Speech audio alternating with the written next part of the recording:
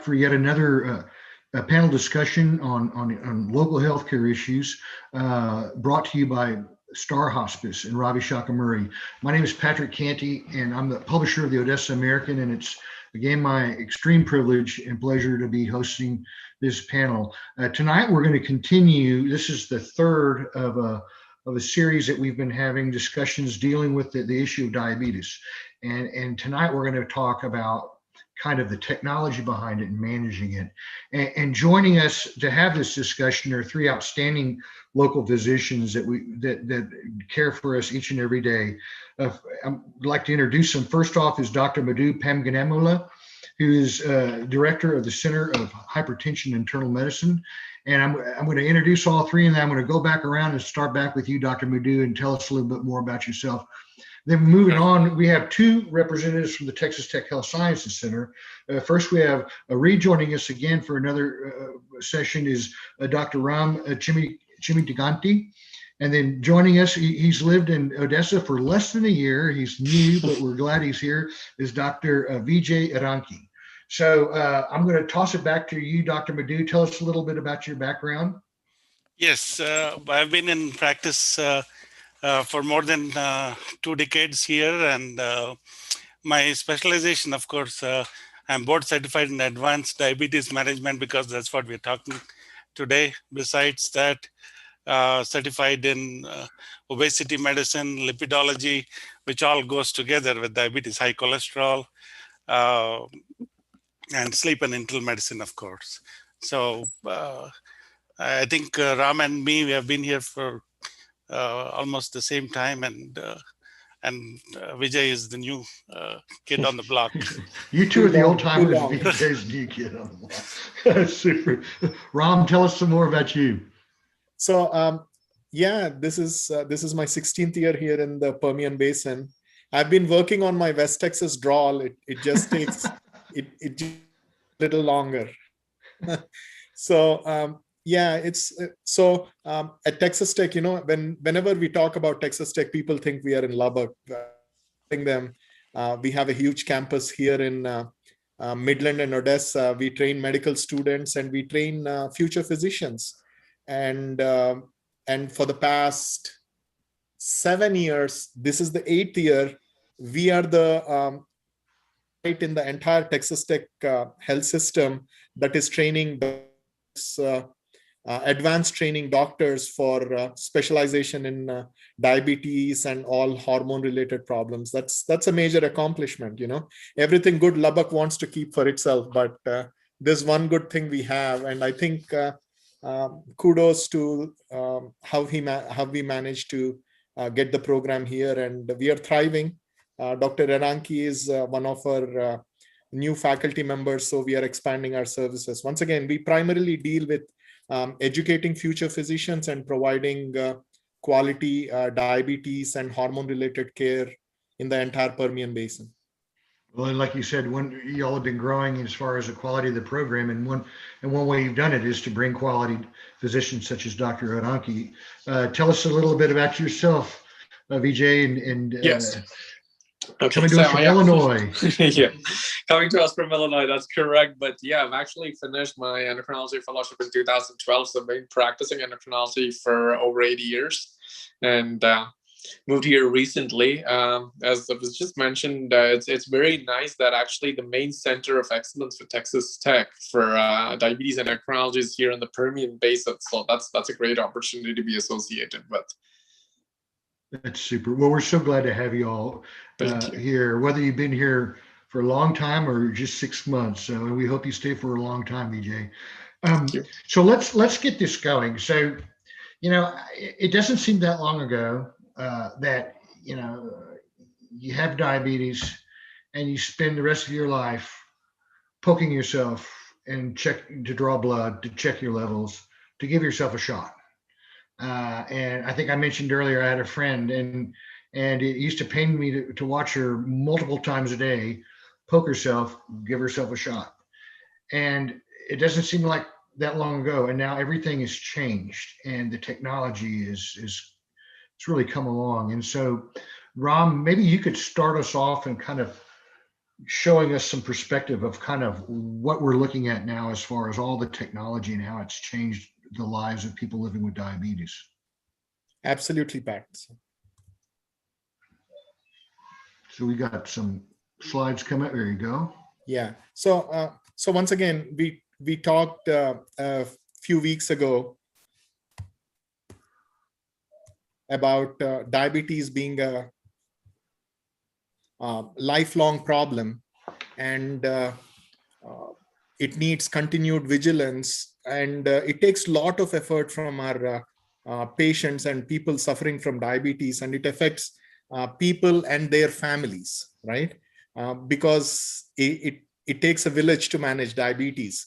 So in addition to people, one fantastic thing that's been happening in the world of diabetes is the advances in technology, which are invaluable in helping patients take care of their diabetes. We were just talking that unlike other problems where you get a prescription or you get a surgery and your problem is cured, diabetes needs constant monitoring and constant effort to keep things under control. And if done well, I keep saying this, that people with diabetes will live a long life just like the non-diabetic people, will get to see their grandkids graduate and have their grandkids. All of that's possible with a little bit of effort. And thankfully, the American Diabetes Association recognizes this. And it describes diabetes technology to describe everything, you know, the machines, the computer programs that help the people manage their diabetes well, and more importantly, improve their quality of life. Diabetes should not be a burden. It can become a burden, and we should make every effort not to let it be a burden, and to improve the quality of life. That's where the technology has come in very handy, and the progression in technology will continue to help our patients take better care of their own diabetes. So we have seen this, Madhu, Vijay. Yes. You know, broadly, we have kind of said technology is useful in multiple fronts. So how about you guys share your thoughts about diabetes and technology? Sure. As we were just talking, diabetes is, we can only control it, we can't cure it. So it needs a sustained effort, but with sustained effort, obviously, you can achieve the targets and pretty much live a normal life. And with technology advancing pretty much in every field right now, pretty much last 10, 20 years was a technology boom across and diabetes is no different. I think there's been an explosion of technology in diabetes, and that's clearly for the better. We've had glucometers for a while. Glucometers are the traditional devices used to test your sugars with strips. Of course, they've gotten better. They've gotten to have more memory. There's now glucometers which can speak out for those who have vision difficulties. So there's evolution there, but I think the biggest change is the next section, which is the continuous glucose monitoring systems. This is the big change that's happened over the last decade, and more so the last 5 years, really speaking. There's several sensors, including Guardian, the Dexcom, the Freestyle Libre, Eversense, and so on. What are continuous glucose monitoring sensors? They basically, you wear the device, and generally for 14 days, and they can monitor your blood sugar in real time, and you can basically have the data as many times as you want, generally every 5 minutes. So it's basically a real-time data of what the current blood sugar is, how it's trending up or down, if you're possibly going down and risking a low blood sugar, or what's happening after you eat, or how your sugars are before you eat, and how you need to dose yourself or watch what you're eating. So it's basically real-time information. And importantly, once you wear the device, the biggest change that's happened in the last 5 years, though the devices were available earlier, is for most devices, you do not need to prick yourself. And once you put it on, you have data continuously for 14 days. That's a big development that's happened. So it's just you just kind of place a patch on yourself, and the patch is able to sense the levels? That is correct. There's Amazing. differences between all the various devices, but yes, typically it's a patch. Wow. And actually, there, as Dr. Iranki was mentioning, the two kinds. The differences are that the one is the freestyle, where it's a small coin like which goes on the arm, whereas the Dexcom goes on the abdomen. I know some people have used it on their arms, but the recommended place is the abdomen, and it checks every 5 minutes. Sometimes the only people ask me what is the difference between the freestyle Libre and what is the difference between the Dexcom.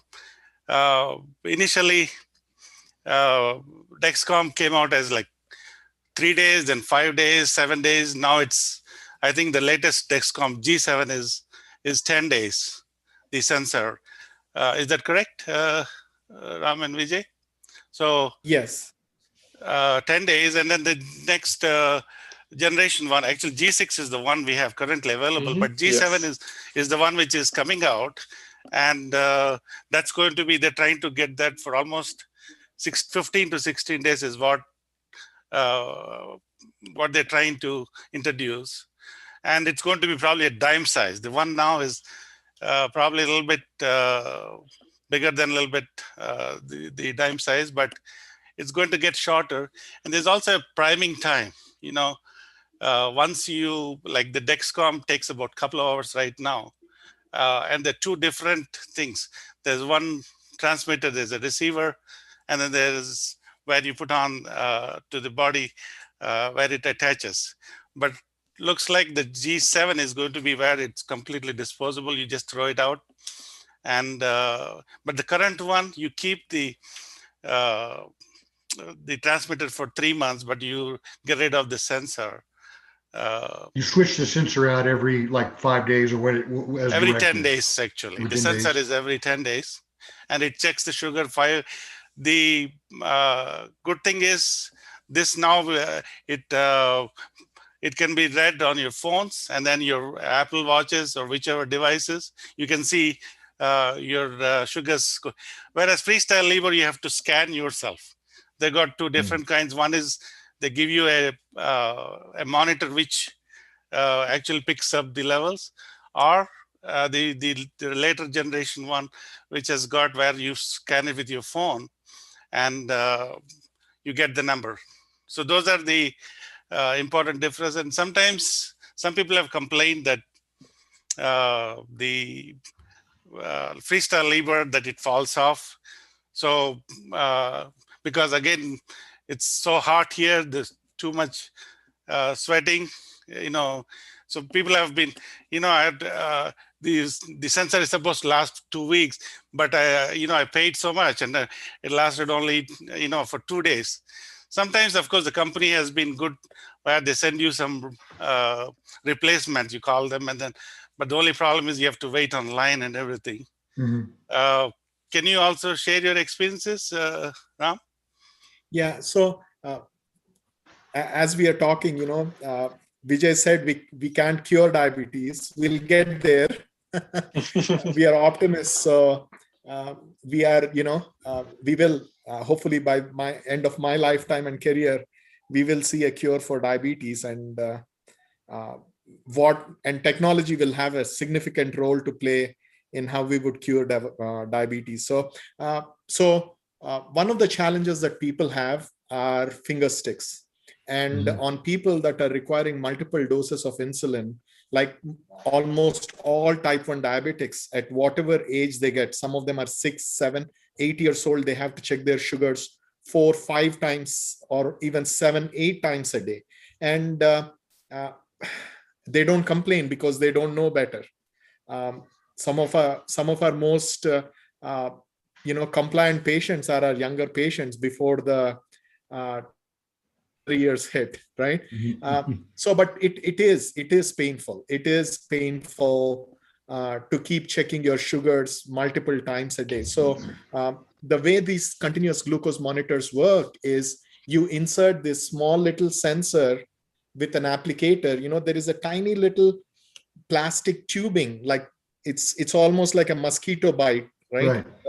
So that sits under your skin in the fluid that is under the skin, and it keeps sensing the sugar concentration in that fluid.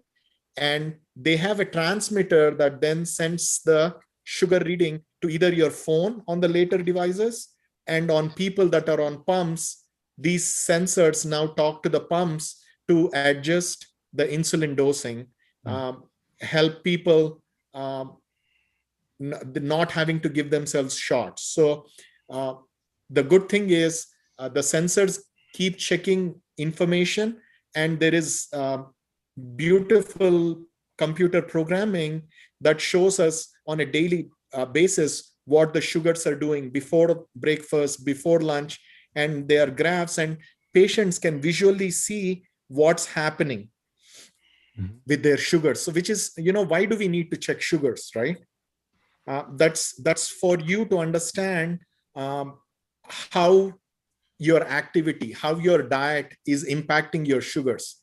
The sugars are not for the doctors. Yes, they are, but the sugars are also to educate you. Okay, next time I eat that slice of pizza, my sugar is going to be 250. So there must be something I must be doing. Okay, if I can't eat the pizza, good. But if I have to eat the pizza, how am I going to change what I'm doing? So the sugar records, the purpose of sugar records is to reinforce a thought process in the patients as to, what happens when I do this? What happens when I walk a mile? What happens to my sugar, right? So checking glucose either through your glucometer or through the sensors is going to make a significant difference. So I think it was VJ, you said that the CGMS is kind of like a game changer. Each of you have got to have seen kind of reactions from patients. This has to have, tell us some of the stories. It was some of the, especially for patients that have been for years and years having to, struggle with the cumbersome and the painful and the sticking and the, how's that change? Tell us some of the stories about how that's got to really change some lives.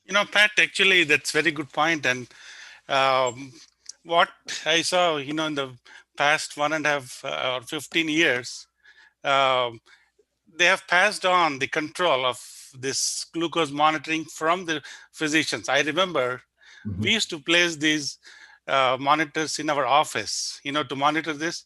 We had the Medtronic, we had the Dexcom, but only difference was you could not see the readings right away.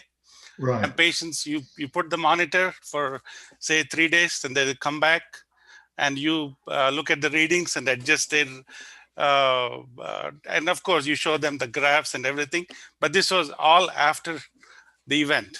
Right. Whereas now we are putting this technology in the hands of the patients themselves, and they're able to see it right away, as Dr. Chemtiganti was saying. Like the moment a lot of people say, "Oh, I ate some sugar-free ice cream." Come on, don't forget, it's sugar-free, but there's still carbohydrates in there. There are other ingredients which will still make your sugar go up. So the moment you eat, you're seeing the reaction right away. So that next time you hesitate, what we call the glycemic index of different foods. So we have better the control for the patients, where they can look and adjust their diet accordingly. When they're exercising, the biggest problem, especially people who are on insulin, hypoglycemia, and then in the elderly folks. In fact, the major reason why people are in the ER is hypoglycemia. It's not the hyperglycemia anymore, but it's hypoglycemia, which will have serious repercussions in the elderly patients. This is because, number one, as physicians, we have become more aggressive with control, and lack of proper monitoring at home, and then ending up in the ER. But now, since the advent of these monitors, that's going to be a big changer in that sense, and Vijay, probably you can share a little bit more of your experience. Yes, absolutely. So I think that's very well said. This is a significant patient responsibility, and I've seen both sides of it. Now there are people who are extremely proactive once they're on it, and they try to watch everything they eat. And we've had even phone calls from patients when they start seeing a 160 that, oh, I'm going above target, and they're extremely proactive. Yeah. Yes, if someone is really trying to be on top of things, that's a great resource. Obviously, some people actually can initially get a little overwhelmed with the data, but I think the whole world is moving towards data, and data is what we need at this point for diabetes control, as Dr. C mentioned, because when people have insulin or multiple diabetes medications, that's clearly, we need all the information we can. The patients need all the information they can, and as it was just rightly said just a little while back, the hypoglycemia, which is low blood sugars, is actually much more dangerous right away than uncontrolled diabetes, which is a long-term problem. So this device really is that benefit that you're trying to control the high blood sugars, but it also gives you a heads up if you're going low. Especially the Dexcom kind of gives a warning if you're going low. With the Libre, you still have to scan, and you're going low, then you can take preemptive action to prevent a significant hypoglycemic or low blood sugar episode. Yes, especially the algorithm for the Dexcom, it says in 20 minutes it's going to go, say 55. You can set the limits, the lower threshold and higher thresholds where it alerts you, once it crosses. I think that's an excellent added feature in these people who are especially on the insulin. The other medications, comparatively, the GLP-1s, SGLTs have low risk of hypoglycemia. Mostly the sulfonylureas and the insulin are the main culprits, I believe, where people can land into hypoglycemia and serious effects. But generally, I mean, it sounds in that this is a perfect example of how technology has it improves the patient's quality of life, but it's also helping the physician in the relationship with the patient, in that it sounds like you're starting to see more and more luck with patients taking more personal responsibility in really managing their lifestyle with the diabetes, and be more effective that way. I mean, I know there's still probably the cases of people that, they don't even take their blood sugar. They just know that if I'm starting to feel, I'll just take a shot. And they're kind of careless like that. Or there are people that say, well, they kind of, they're not as disciplined. And this is helping them learn that, this helps me make decisions and be smart about it. So to add to that, Pat, the way we are talking about how invaluable it is that a machine can alert you, not that your sugar is low, but it's trending. The software predicts that you're going to get low. So it predicts slightly into the future, so you can actually prevent yourself from getting miserable on the low. And two populations where this is significantly benefiting patients is insulin requiring kids and insulin requiring elderly, because if they are on a sensor, the sensor can transmit data not just to the patient phone, but can to the caregiver's phone as well. So for hands-on parents, all those fighting moms who take care of their kids with diabetes, on their phone, they can monitor what their kids' diabetes and sugars are going on. So what's going on with their kids' sugars? And it's just fascinating. It's like a sci-fi movie or a sci-fi story now, where you can be engaged in the care of your loved one, but you don't have to be in the same room or the same place to do it. So that way technology is taking us forward. But I think the most critical thing is it's helping the patients feel more powerful and more empowered to be able to take care of take control of their blood sugar. That's very good. You said about the sharing, and my own personal experience, especially patients on chemotherapy. Especially my experience is that my dad, who was diagnosed with lymphoma, had required this chemotherapy with steroids and everything, and he is a diabetic. So how do you control this? You don't know, and they don't, when they're on chemotherapy, it's unpredictable how they eat. Mhm. Their appetite is unpredictable.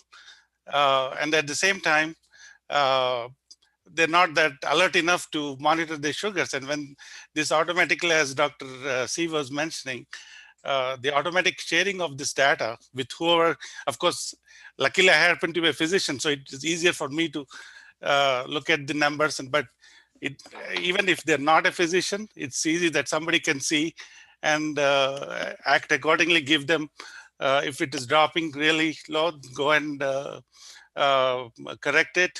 And there are different options now. If you have to, Baqsimi is one of the, because we're talking about hypoglycemia, glucagon pens. Previously we used to have the injections for bringing the sugar up, and now we got the inhaled glucagon, which is called Baqsimi, where people, if they're alert and they know that the sugar is going down, they can just inhale the powder, and that brings the sugar up.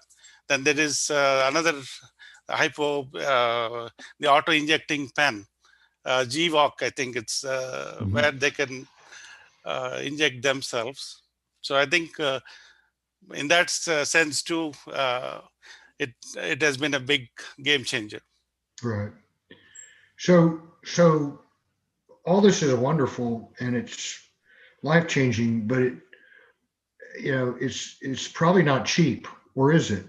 I think with a lot of medical advancements and things, maybe initially cost is high, but then it starts to come down. How does that square with these types of new devices that we're seeing come on the market and they're being used? Like all things diabetes, things can be expensive, and for people that are privately insured or have Medicare, there is paperwork that can be completed for getting them these devices for less copay. Basically, the patients are responsible for their copay. But Pat, you're right. Cost of some of these technologies for the uninsured and the indigent population can be very, very prohibitive.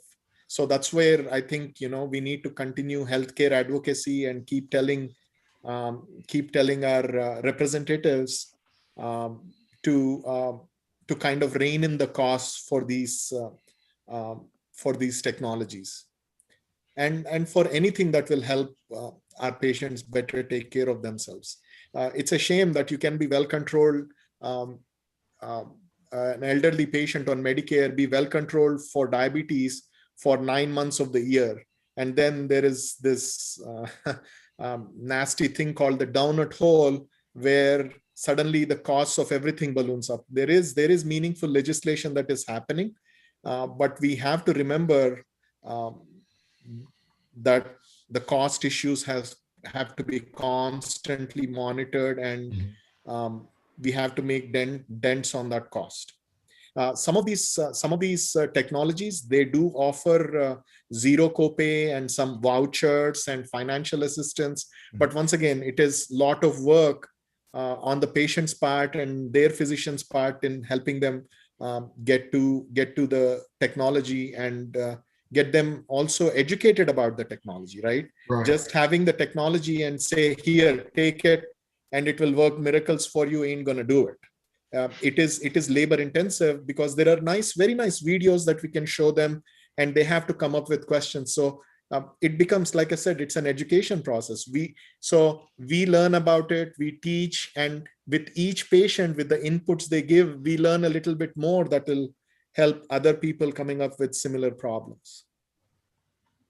So I try to get my arms around cost comparison. There's a lot of people that use now CPAP machines for sleep apnea. That's, it's as there's more research, it's being diagnosed because there's a lot of people have it. And people, they have a CPAP machine and they get filters changed. Compare the cost of something like that with something like this, because I kind of think that it's not too dissimilar, is it? I think it's fascinating. So I actually did this analysis. So a store-bought glucometer costs maybe $15. And depending on how many test strips they use, maybe the test strips are about $15 to $20, depending on, I'm saying once or twice a day. Then, so a lot of companies early on, they used to give the glucometer for free, but then the test strips for the glucometer would be $50 for 50, like $1 each. Right? So, but that's kind of like the old joke, okay, I'm going to sell you this car for $500. Oh, you want an engine with that? That'll be another $10,000.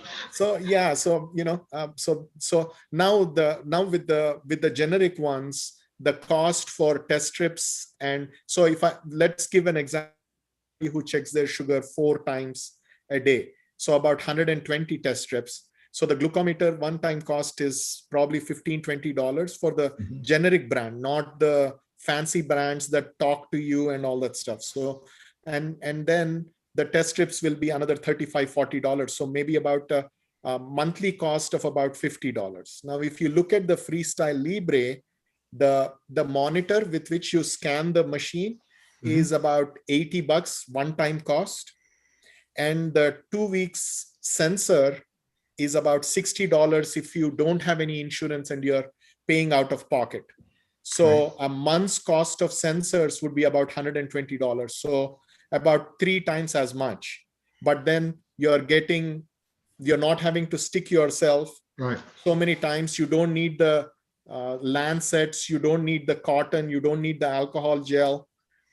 This gives you about every 5 to 10 minutes you can scan your sugar. So it gives you hundreds of sugar readings, with the newer one actually having the alert to monitor your lows or any highs. So $40 to $120. But on the Dexcoms, now that's a whole different expense, and it's difficult to fathom what your out-of-pocket cost would be. It could be hundreds of dollars more than Toyota what it and costs for the other two. The Dexcom is expensive one. Almost, I think sensors are like $300 for a month's supply, and then the transmitter that itself is another $300. So I feel like the Freestyle is that is the Lexus, and Freestyle is like the Toyota. But the point is, though, on the low scale, 60 to 120 a month. There's some blood pressure medications that cost that. And also, you could technically, if someone is savvy with a smartphone, they can get away without buying the reader for the Libre. So you're just going to pay for the sensors, and the smartphone itself can be used to scan the Libre. So you can actually save that one-time cost as well. Okay. But the bottom line is, well, for one thing, these really haven't been around. How long has this technology really been kind of in full play like this? It hasn't been 10 years. So for almost 30 years, this has been a dream. Since the 90s, people have been trying to work on these sensors. And actually we have very interesting research where you don't even have to have the tiny little catheter sitting on your skin. I think the next iteration would be just like one of those play stickers your kids put on themselves. Right.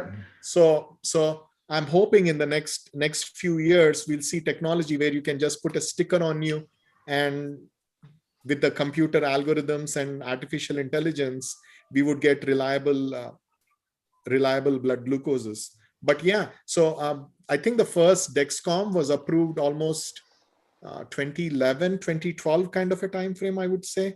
The first version, I think it was called the G3. So and then since then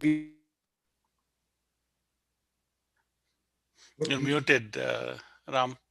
Ram got so Mute excited yourself. with the history, he muted himself. Yeah.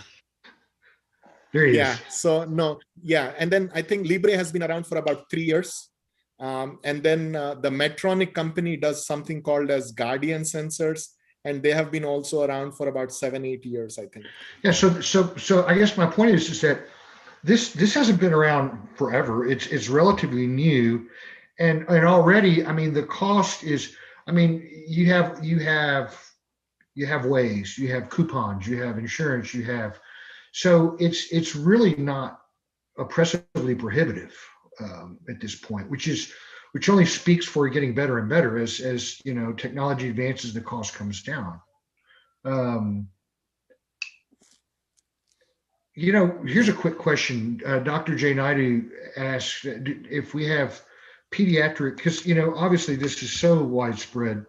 If there are pediatric endocrinologists in the Permian Basin here, are we seeing more kind of a more robust array of services in that area, or is it? I don't think there are any pediatric endocrinologists, right? As far as I know, there was one Dr. Ponders, Steve Ponders, who used to do pediatric endocrinology, but since he left the town, I think you're on mute, Ram. Yeah. So we had Dr. Beck that comes in from Lubbock, and we've been trying to actively recruit a pediatric endocrinology. There are not many of them going around, so we do have a few in Lubbock, but it's an ongoing process. Okay. So if we are lucky, we'll so we can recruit someone. We were talking about advances in technology, and I couldn't help but think of the picture of the original insulin pump that you showed. I guess it leads us to some more of the technologies, Ron, that you could show us. Just how much it's advancing is amazing. Yeah. Before we move to the pump, I want to show people, this I think is interesting. This is, people get implants for other reasons. Mm-hmm. This is one of the implantable CGM that a doctor's office can put under your skin. And this can talk to, with a transmitter, it can talk to a receiver or your phone. And this technology is approved for 90 days. So it will give you sugar readings for almost 3 months. This is probably one of our longer lasting sensor. And I just want to add something there. Actually, they just got done with a trial in Europe. I believe it may have even just been approved in Europe, where they have come up with a 6-month version. Wow. The FDA is basically sitting on it only because they're just so busy with the whole COVID stuff. So probably later this year, that might be something to be here on the stateside as well for a 6-month option. And so you go to your doctor, and it's just a small incision and insert it. It's just like a depot or anything else you get. I think people are more used to the hormone. Probably in the 6 months. Sorry for interrupting. Yes, a lot of people here have got used to this hormone pellets, Yes. where they make a small incision. Right. It's going to become something like that. Just so routine. Right. And here we have the syringes. And I commented earlier that it's like a couple of those look like nice fountain pens. It's amazing how things have changed. And the exciting part is some of these insulins are getting generic. So the pens are getting a lot less expensive, as well as the insulins become generic, and they can be put into, in some of the developing countries, they just are making pens like we make pens to read and write. Right. And you can substitute any insulin in it. It's non-proprietary technology, but that further decreases the cost of having the pens. I think we still have patients that have to draw their insulin from the syringe, and some of the diabetics, their vision is poor, so they won't even be able to read the markings on the syringe. With the pens, these are just clicks, that you can count you can hear the Exactly. clicks, and you'll know how much insulin you're getting. So I think pens are a good option for technology wise. I think, all pens have this tiny little dial-in device, and then they have a meter to show how many units of insulin you're dialing in. So I think pens decrease the size of the needle. They have multiple sizes of needles that you can use to decrease the discomfort of the insulin injection. So pens were an advancement. And That reminds me of a story. One of my patients, I happened when the pens came out, I gave this pen to the sample and I said, it's very simple. We showed them how to. She comes back, oh, this is the best thing you ever gave to me. It doesn't hurt at all. And she was not even taking out the cap on the needle and injecting herself. So, so she had to get used to the technology a little more. But once she learned to take the cap off, that type of pen injection, you don't even feel it. That's right. Exactly. So that's there is a little bit prick, but still. Yeah. No, but so like I said, technology is moving like sci-fi movies. This is one of those smart pens. Like everything is smart now. Your home is smart. Your car is smart. Your phone is smart. Everything is smart. So they're having technology where there are smart pens where the sensor will beam your sugars to your phone, and the phone through Bluetooth will dial the insulin on your pen. And then so basically taking the human element of how much insulin should I take, the pen will dial it in. This is, I think this is an extension of technology that has happened after the sensors started talking to the pumps. Pat, you mentioned pumps. There you go. Here we go. Here. So this was one of the first piloted pump, the size of a huge backpack that people had to carry when they first trialed the insulin pump.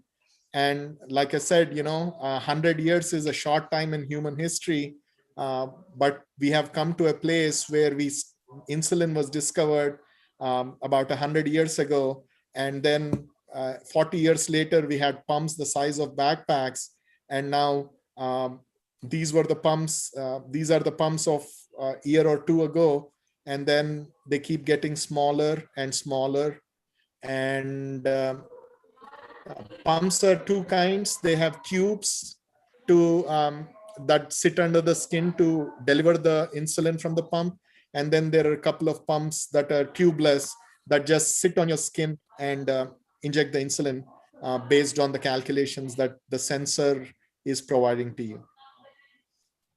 I keep seeing these, photos, and you have the smartphone, and the one that was a couple of slides ago about the smartphone dials and the injection dosage. And I remember I was a young editor in the Rio Grande Valley, 1995, maybe. And we had a meeting with these people from Sprint who came in, and they were getting ready to roll out pilot programs throughout the country, and the Rio Grande Valley is one of them. And they handed us this funny looking small thing, and they said, this is a PCS, this is a phone, this is a mobile cellular phone. And it was, like that. And you can take this anywhere, and this is what we're going to be pioneering and rolling out. And we couldn't believe it. And they were so rudimentary. Then before that, if you were wealthy enough, you had one of those bag phones that hardly worked anywhere. But I remember it was about 95, 96, and they were just doing that. And that's not that long ago. And now that phone does all of this, and it's just amazing. So let me add something here. Now, on the biggest change also happening with the pumps is, we all know pumps are insulin delivery devices. But the biggest change that's happened it was there, but it's definitely evolved in the last few years, is where the sensors talk to the pumps. That's the big change. So it's a safety issue, because the sensors, if you're going low, actually shut off the pump to prevent you having a low blood sugar. Similarly, the pumps can auto adjust based of the high blood sugars to adjust the amount of insulin that is given at that particular moment.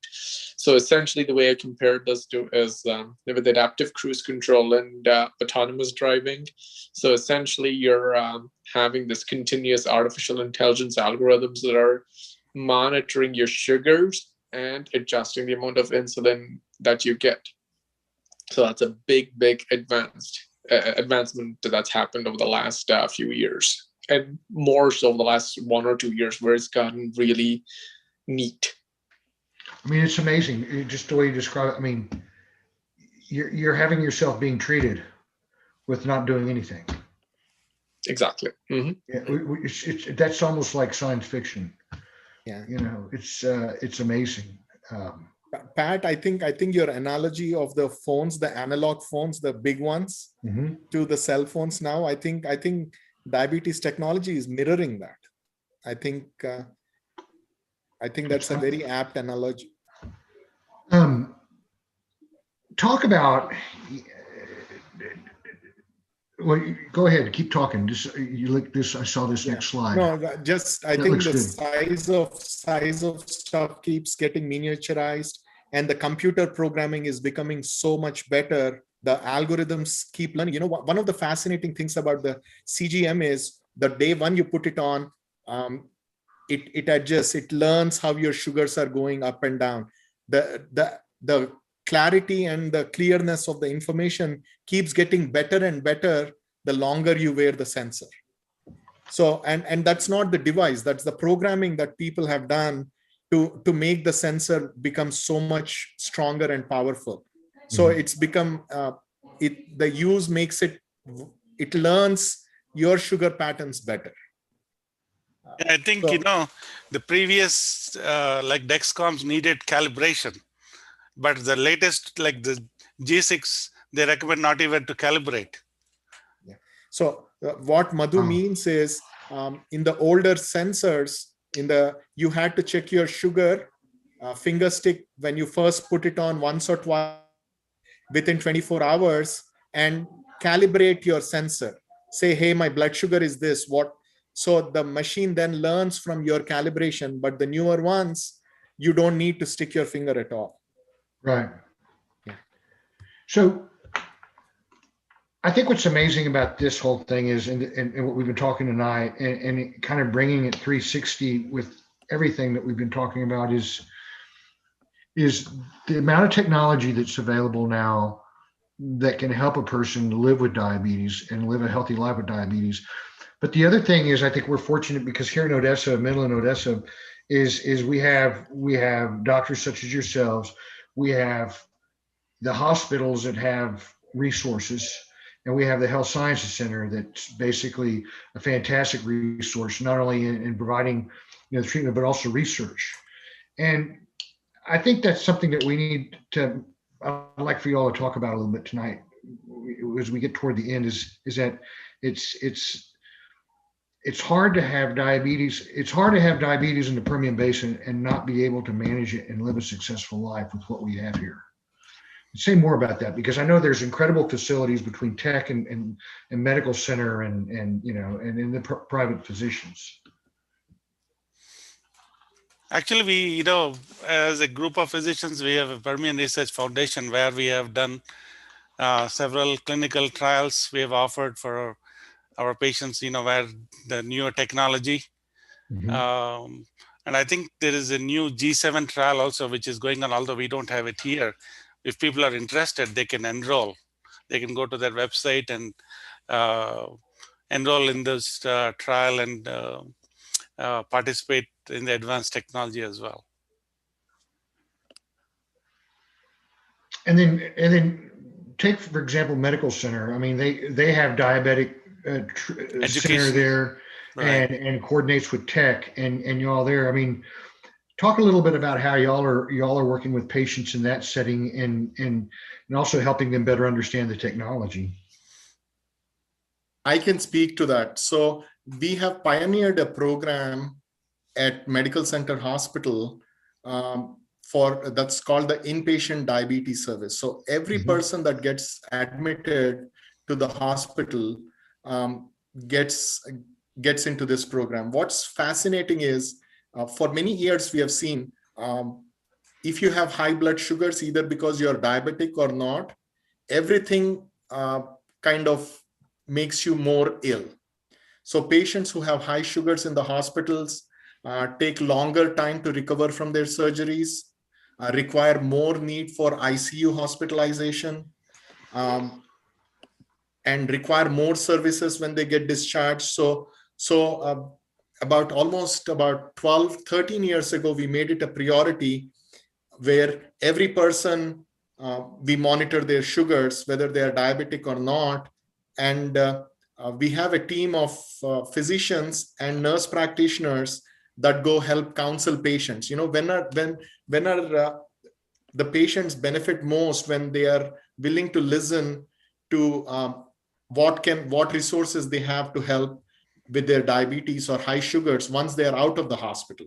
Mm-hmm. So I think that's a very unique program that we are trying to implement elsewhere too, that really helps the people that are sick and admitted to medical center hospital. So automatically the team gets informed for anybody having high blood sugars.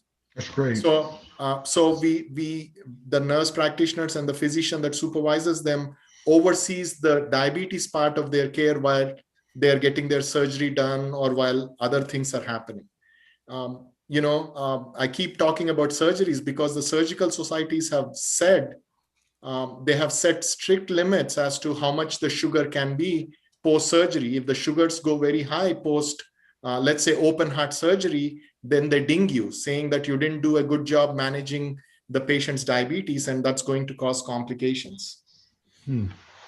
Well, and another thing, and Dr. Naidu, he kind of touched upon, he's been sending in some questions and comments, but he touched upon the diabetic center, but he also talked about kind of education, not only with patients, but I'm sure each of you is very well versed in all this technology, but there are bound to be your average family practitioner out there that may not be as well versed on all the latest in this technology and how it's used and how to apply it.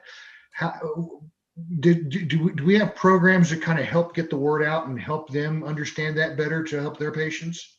All three regional hospitals, Medical Center Hospital, Odessa Regional Medical Center, and Midland Memorial Hospital have these continuing medical education programs. Okay. And every year, there are at least 2 lectures that go out to the entire providers and physician staff on matters related to diabetes and matters related to inpatient diabetes. And I think this particular forum is another avenue to get the word out there that there are local resources available that help people with their challenges with diabetes. Good point. So one of the components that we are working on is trying to do more community education and create more resources in the community. And this initiative by Star Hospice and engagement with Texas Tech and physicians in the community like Dr. Madhu and Dr. Suresh Prasad, and then physicians at ORMC, and then physicians at Medical Center Hospital, it's kind of bringing out resources basically to share with the community. Perfect. I tell you what, we're reaching the magical hour of our panel discussion, and we talked about it before. It go by fast, and it sure has, and that means that we had a good time. What I kind of like to do is we're kind of wrapping up, and if you want to talk about this last one, that's great, or if just some closing remarks on your thoughts on kind of where we are with diabetes here in the Permian Basin and the patients you work with. And so I'm going to start with Ram. You take it away and give us kind of your wrap up, and then we'll toss it to one of the others. I want everyone to know that technology is an invaluable tool in management of your diabetes.